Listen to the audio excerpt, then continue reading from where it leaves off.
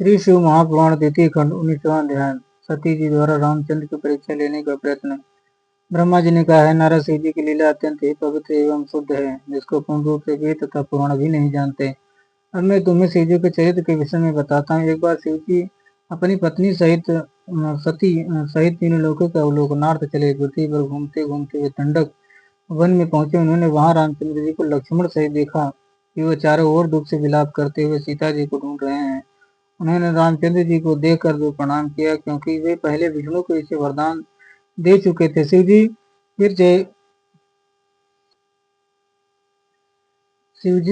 फिर जय कहकर आगे बढ़े तथा उचित समय न जानकर उनसे कुछ वार्ता न की।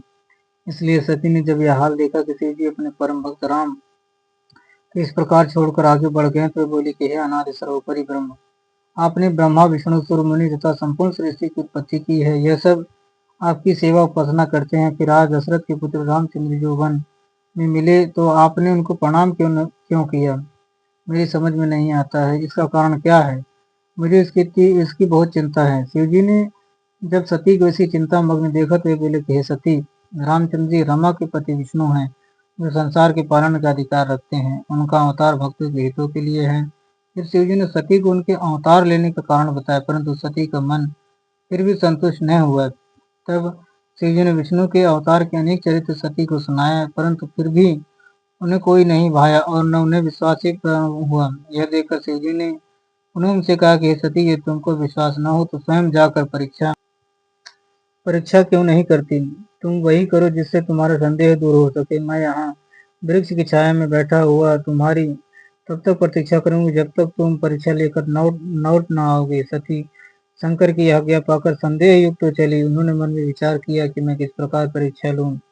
बहुत सोचने के पश्चात यह निश्चित किया कि रामचंद्र जी के सम्मुख श्री सीता जी का रूप धारण करके जाऊं। यदि वे वास्तव में विष्णु होंगे तो मुझे अवश्य पहचान लेंगे, तथा यदि केवल राजपुत्र होंगे तो नहीं पहचान सकेंगे। यह विचार करके वे सीता के रूप में हंसती हुई श्री रामचंद्र की ओर गई।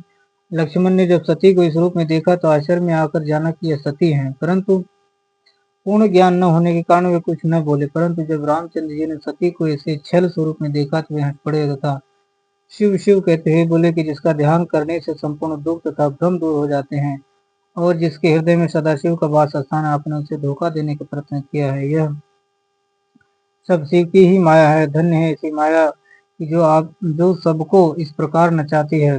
इसके पश्चात रामचंद्र जी ने अत्यंत नम्रता के साथ अपना पिता सहित नाम लेकर पूछा, शिव जी कहाँ हैं? तथा हे माता, तुम उनसे अलग वन में अकेली क्यों फिर रही हो? तुमने अपना स्वरूप त्याग कर यह रूप क्यों धारण किया है?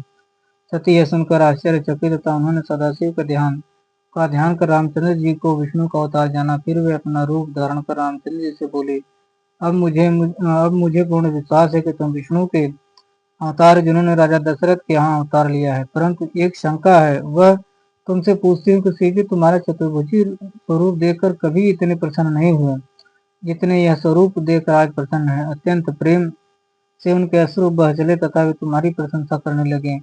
तुम मुझे सत्य बताओ कि इसका मुख्य कारण क्या है?